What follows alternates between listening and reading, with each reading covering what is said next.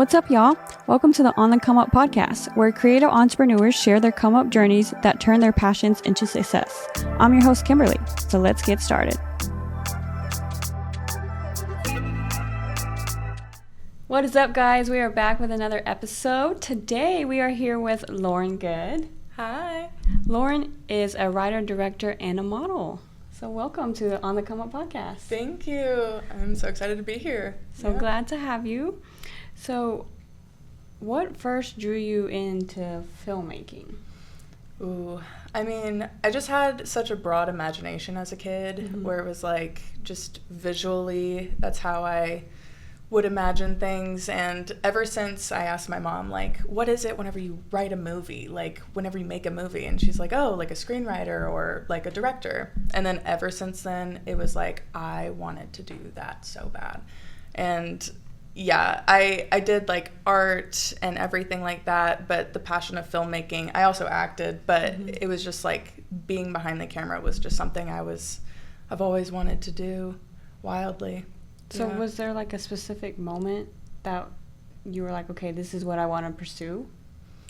Yeah. Whenever I acted for film, and it was really fun, and that kind of became like something I wanted to do. But whenever college started coming around, I was like, you know what, like I love acting, but it wasn't necessarily, I wasn't booking much. I looked older than I was, and so it was just not going well. And I was like, I really want to pursue this, make this happen. And so I decided to, without any experience, just be like, I'm going to apply to the film schools. I'm going to just see what happens.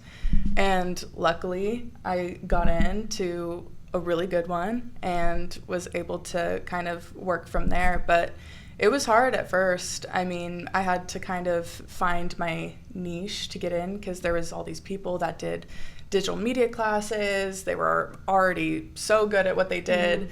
They've had like films whenever they were in high school, and I kind of came in with, nothing, just a bit of, experience. And so that's whenever I started doing makeup, was on set, making friends, getting connections and watching, honestly, the directors and see how they would work. And then I had the opportunity to direct the film that I just released, and that was kind of my, I guess, like big break, or how people saw me as a director, but it took a while. Yeah. Where did you go to film school at? I went to Biola University. It's in LA, Orange County, LA. But yeah, it's a private school, but it had a really good film program, and a small one too, which was good for networking. Yeah. So are you originally from Texas? I am, yeah. I'm originally from like the Dallas area, and so yeah, I just recently moved back. So it's weird, because I have this like background here, but then I went to LA and that became my life, and now I'm back here. So yeah, it's an interesting little. Yeah. You didn't want to stay out there? I do. I think like eventually I'll go back, but it was kind of that period in my life of like, I never did the whole come home thing, and it was a good period where it was like, okay, what do I do?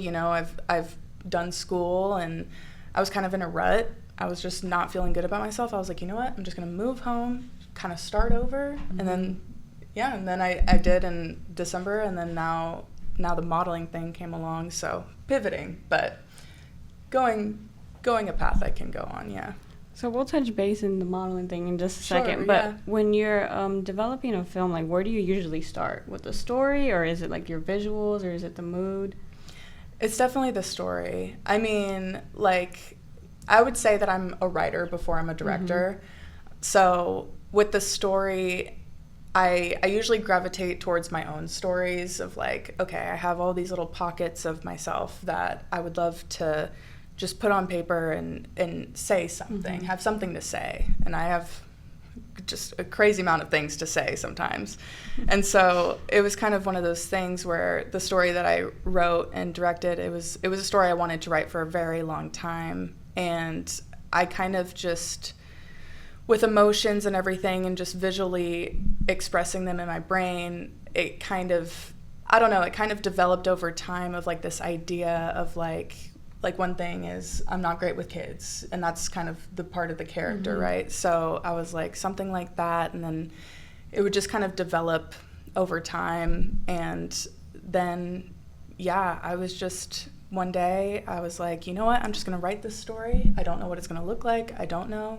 But it kind of just came together as I wrote it. And it was more of just like getting all my feelings out on a page, like feelings, thoughts, questions, people, and then it kind of, developed from there. Yeah. So how do you know when like a story is ready to be filmed? Ooh. I think when people understand it, maybe, or whenever they read it, they're able to like really hear the story. Because I was also working for a lot of directors, and sometimes I would read scripts and I wouldn't necessarily like understand fully what it meant until we were starting to film. But with my script, I wanted really badly to be able to express everything the way I could. So I had 2 producers, and we just talked. We talked about like how I resonated with the story, what it meant, what I wanted to say, and it went through many rounds of just editing and editing and editing before we got to the point of production. And you also have to think about too, like how it's made. Like there's money, there's time. And so a lot of things had to get kind of switched around or, you know, kind of specified as we went along so that it was actually doable. Yeah. So I think, whenever it's understood on paper, like the script is like the blueprint, right? Like every department has an idea of what they need to do within the story, but also, and being practical, but also having that emotional pull of like, okay, can the script alone tell the story? And that's kind of the question that I would ask myself as I was putting it all together. Yeah. So tell us a little bit more about your short film. It's called Ever Flowing, right? So what inspired the story, and what was like the creative process like? Yeah, so it's a story that deals with the topics of sexual assault and religious trauma, which are 2 things that at the time I was dealing with heavily just in my own internal healing process. And so the story came about of just honestly wildly anger. I was just like, you know what, I'm just gonna write what I think. And I was also at a Christian school too, to where it was just, you know, it was a little controversial at the time to kind of say the things that I was trying to say within the film. And so, the story from there just came from a lot of emotion and a lot of vulnerability. And it was a risk, but also it was a part of like kind of a pitching thing. So my film was called the Biola film, which was basically every semester the class has to do a Biola film, and you have to like pitch like with your, you know, your script and your directing reel, and whoever gets picked gets to make the movie and they get funds for it. And so I had worked as a makeup artist on a different Biola film, and I kind of told myself, I was like, you know what, whenever that rolls around, I'm going to just, it doesn't matter if it's good or not, I'm going to just try. I'm going to see what happens. And then I had that story. I was so angry. I was like, oh, they're not going to pick this. Like, it's too much. There's, you know, people won't like it, or there's things that people won't agree with or something like that. But I was like, I told myself I was going to do it. So I sent it in. I sent my little directing reel of just little stuff that I had made on my own. And then sure enough, they picked it. And I got to make it, which was just a wild experience, because before that, I wasn't seen as a director. But yeah, the process was just having such a lovely, amazing group of people around me that were so talented. I mean, they were so willing and became passionate about it. And I think they became passionate about it because I was passionate about it. But yeah, the passion kind of was shared throughout, and I owe it to them that it even got made at all, because they put themselves into it, and it was fantastic. Yeah. So amongst how many others also like applied to have a film made? So I don't know how many like applicants they had, but they said it was a record breaking, which I'm like, ooh, okay.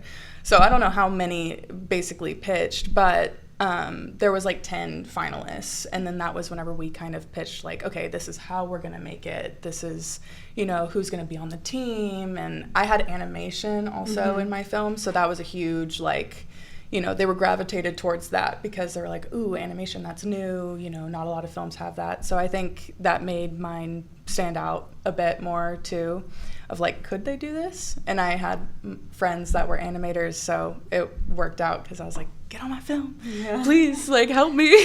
And they were excited about it too, which made it good. What challenges did you like face while making this film? Oh, so many. One of the biggest ones was actually the church location, because we kind of had to like send the script around to locations being like, this is what's going to be filmed if you let us use your location. And a lot of churches did not like the script, probably because there's questions asked that kind of poke at, you know, the Bible. And yeah, a lot of churches just didn't let us, you know, do it. And we were kind of scrambling, and my producer, he was like, next week at this time we're gonna have a church location. And sure enough, he skipped class, he went to a church, he just laid it all out there. I don't know how it went, but we were wondering like, where's Ben? And he calls us and he's like, we got it. Literally a week after. It was crazy. So that was a huge challenge, was just getting people to kind of understand like, we need this location. And it ended up being a perfect location. And then also a blessing and a curse. It actually rained. There's a rain scene. Right. And it actually, we had no idea. It ended up raining that morning that we were shooting that rain scene, because we were going to just like use a hose and get it all in there. So it actually rained, so it was perfect. But then we were like, oh, but we have more to film. And then sure enough, it stops raining. We film everything that we need to do. The minute we wrap, it starts raining again. It was crazy. So it literally stopped raining just the amount of time that we needed. And stuff like that is just miracles. It's just like a beautiful thing to happen. But yeah, it was scary at first. And, you know, mostly where I had most of my issues were just people trying to understand the story.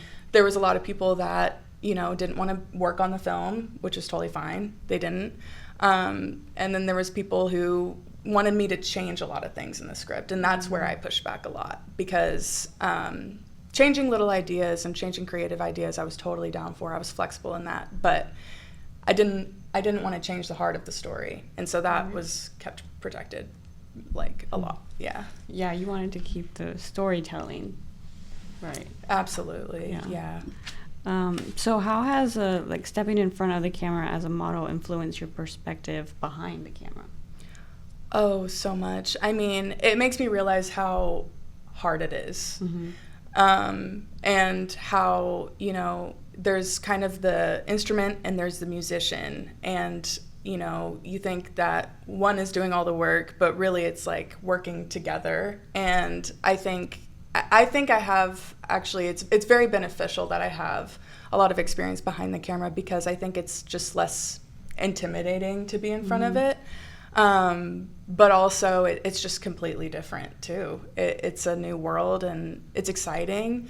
But yeah, they work hand in hand, and that was kind of the reason why I wanted to start being in front of the camera. It was something that I had done a little bit as a kid, but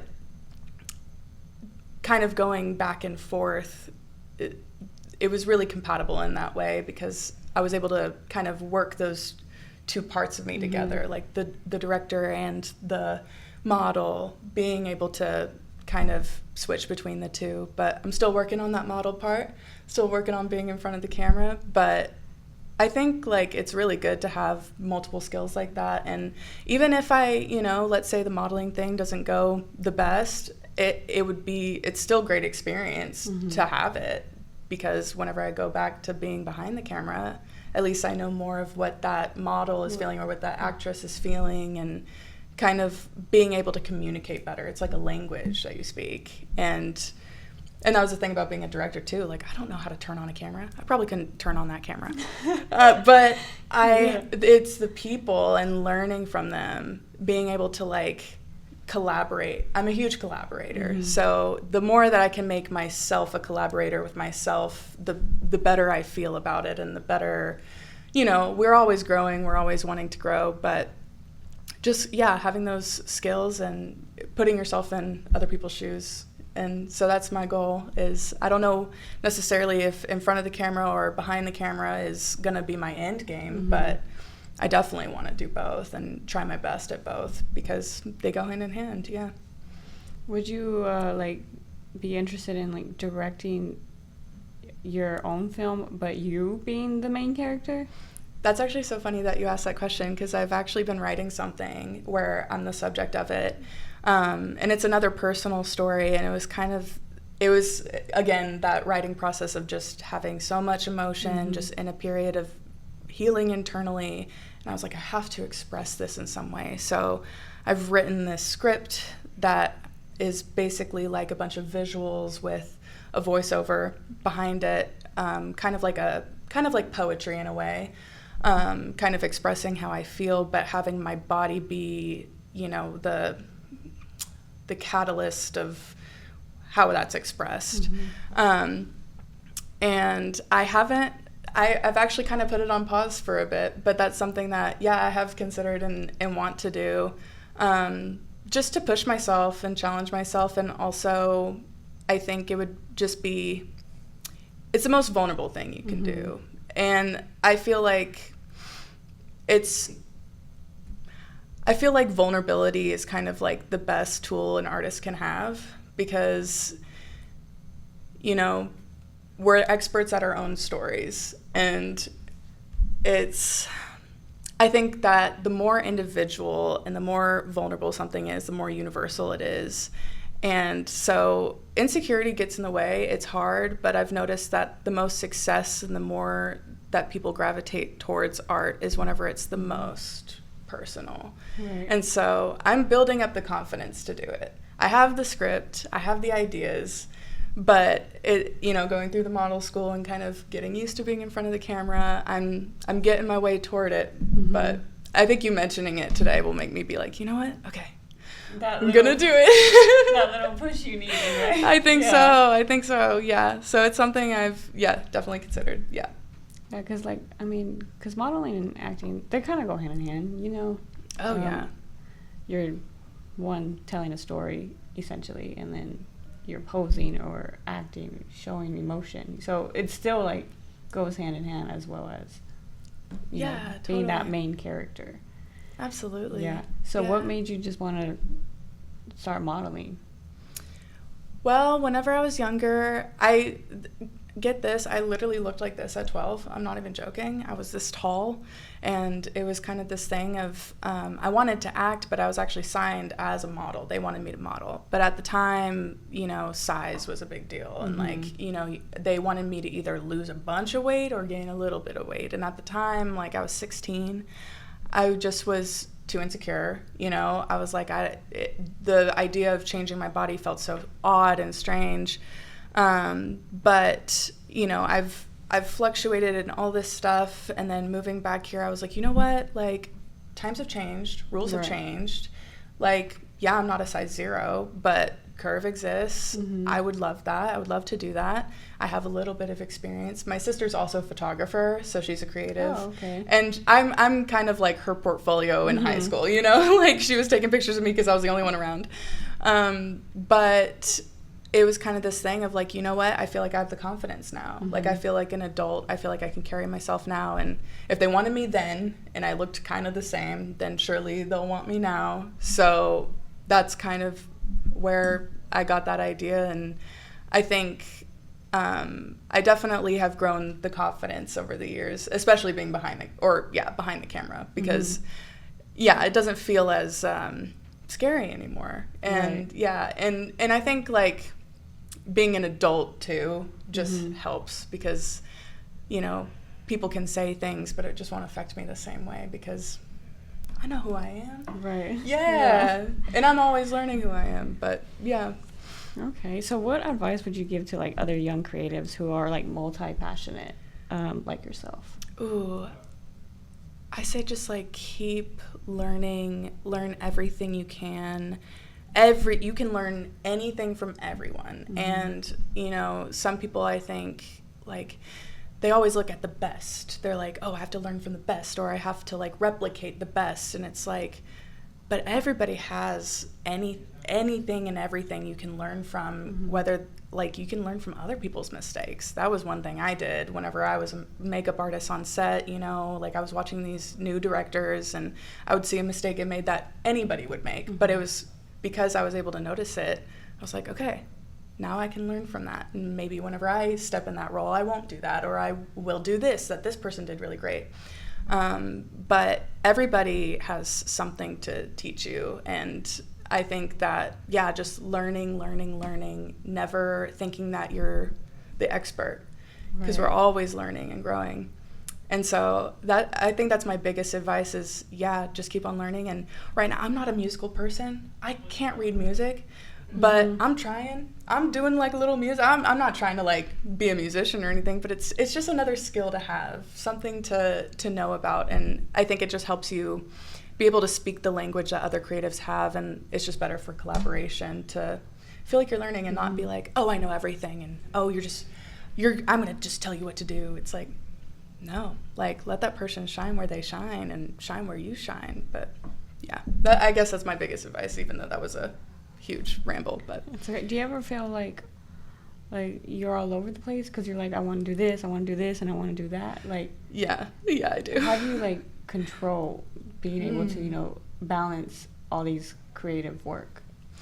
I think just like dedicating myself to one thing at a time, mm-hmm. because yeah, like I'm a writer director, and yes, I have a script written, but with the modeling thing, I'm focused. It's like, okay, I'm gonna learn as much as I can about this thing. Being patient, I guess, mm-hmm. like knowing that, you know, there's always time for more. Like I'll always have time to do this, and there's a lot of pressure, I think, like especially with social media, where it's like the trends, mm-hmm. and it's like, okay, you have to get on this trend right now. You have to make this content right now, and content after content after content. And it's like just being patient with yourself, and especially if you're somebody that is a storyteller from your own personal experience, like being patient with how you feel, and being able to just like, okay, if someone wants me to make a short film right now, it's like, okay, I might have some ideas, but it's better whenever I let it brew, you know? And so I think, yeah, just I do feel all over the place, but I try to stay focused on one project at once. And right now my project is modeling, but doesn't mean I won't ever do directing. Right. Yeah, it'll the just same thing. Yeah, like I do a lot of podcasting, but you know, I act here and there too as well, you know. When and if I book that job, it doesn't mean like I'm put acting on the back burner. It's just, you know, one thing, like you said, one thing at a time. Exactly. And just being patient, like, okay, that time that I was like, okay, well, I got a job, I got a gig I'm going on, you know. But like the podcasting is not going to go away just because I'm doing this. Exactly. And it's like trusting yourself, knowing that you'll always be doing what you want to do, even if you got that one. Even if you're not doing it like right now, you know. And then that's like you said with social media, it's like, oh well, she's not posting about this anymore, or he's not posting about that anymore. They must not be doing it, you know. And it's like so crazy because social media is just like such a wild world to be in. But it is. It feels like a blessing and a curse. It's great that we get to see everything all the time all at once, and it's also horrible that we see everything all the time all at once. It's crazy. So we're gonna do a little this or that, like film model edition. Telling the story or being the story. Being the story. Being the story. Yeah. Voiceover or silent visuals. Silent visuals. Black or white or vibrant colors. Ooh, vibrant colors for me. Yeah. And documentary or a narrative film. Documentary. Documentary. Yeah. Yeah. It's the best stories. It's the realest ones. Right. Yeah. It's so cool. I catch myself watching more documentaries than anything. I'm just. Yeah. I mean, I think there should be more. I've been noticing like a rise in like the interest in documentaries, which I think is fantastic because documentaries are amazing. I mean, I don't know if I'll do documentaries, but I love the people that make them. I'll Yeah. watch them. Yeah, it's great. Oh, well, thank you, Lauren, so much for coming on. Thank you so much and for having me. sharing your story. So I love to, be watching. Yeah. I'll have your short film down in the bio so everyone can go take a look at it. It's amazing. Lauren is doing big things over here, directing, writing, modeling, and Thank we're all, you. on the come up. So Yeah, and I do have, I must say, I do have a film that's in post right now that is going to festivals this year. We're just getting it finished, but it's called Paperwork, so I do have something else coming. So I didn't write it, but I directed it. It was written by Alana Klein. Anyway, so that's coming too. that's so fun. So Okay. keep up with me, please. Yes, keep in touch Yes. and tell everybody where they can find you. They can find me, honestly, Instagram is probably the best, at Lauren_good_. Alrighty, thanks guys. We will see you guys in 2 weeks.